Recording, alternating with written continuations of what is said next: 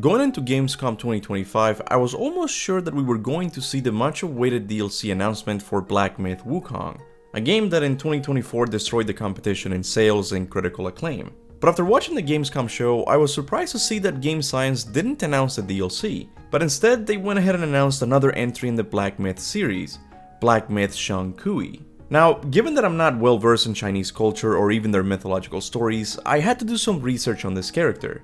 Zhong Kui, much like Sun Wukong, is another popular mythological hero in Chinese culture. His origin story begins when as a human, Zhong Kui took the imperial exam in China. An exam that Zhong Kui failed, not because he failed to study the source material, but because the emperor simply thought that he was too ugly to receive the top score. So Zhong Kui, being unable to do anything about his appearance, did what any rational person would do in that situation. He began to repeatedly bash his head against the palace gates. This naturally led to his death, which took him to the underworld where the powerful god Yama resides.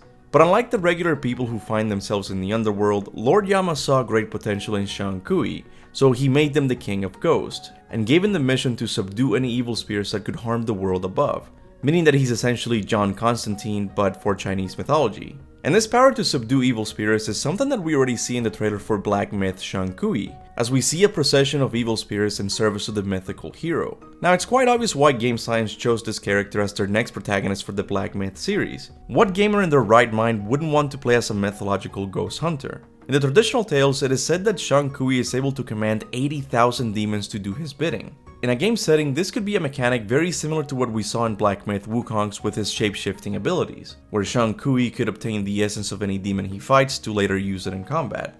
On top of that, we are also once again going back to the Chinese mythological setting, where we'll be able to visit new locations and meet other mythological characters we didn't get to see in Black Myth: Wukong. If you're a fan of the first game like I am, then you're probably really excited to get your hands on this game. But I am also somewhat concerned with Black Myth: Zhong Kui. First reason to be concerned is honestly the story.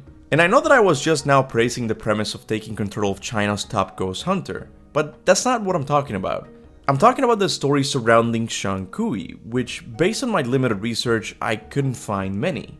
A reason why the story of Black Myth: Wukong worked as well as it did is because, in a sense, it was a sequel to the original novel of Journey to the West. The story of the game explored what had happened to the characters Wukong and his companions met in the novel. It had a lot of source material to work with in order to twist the classic story in new and interesting ways. On the other hand, there isn't much to work with when it comes to Zhong Kui. Based on my research, the story I told you about in the beginning of the video is pretty much all we have about Zhong Kui. Unlike Sun Wukong, he doesn't have a full novel where he interacts with interesting mythological characters. He is more of a folklore character. By that I mean a character that doesn't have a canonical story. Instead, people just tell their own stories about him, usually how he saved the day by subduing an evil spirit. This doesn't mean that he isn't important though. To this day, some people in Asia still use tokens of him in their doorposts to ward off evil spirits. He also makes multiple cameos and plays in other stories. But aside from his origin story and another story where he kills a demon the Emperor was dreaming about, there doesn't seem to be a lot of source material compared to Wukong.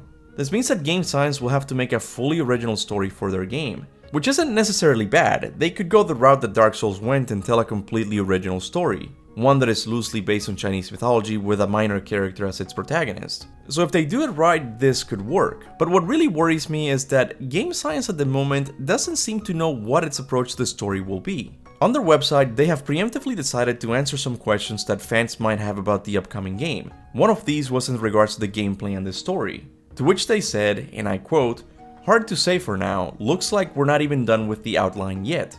This brings me to the next thing that worries me about Black Myth: Zhong Kui. It seems like the development of this game is still on the very early stages, and I mean so early that they are still not sure what the story or gameplay will be about. On the one hand, I find it really commendable that a game developer is being this honest with its fanbase. I mean, it's really commendable that they have a yearly date where they release some information about their upcoming games. God knows I wish some other developers could do this. But on the other, it worries me that this game is still very far off from coming out.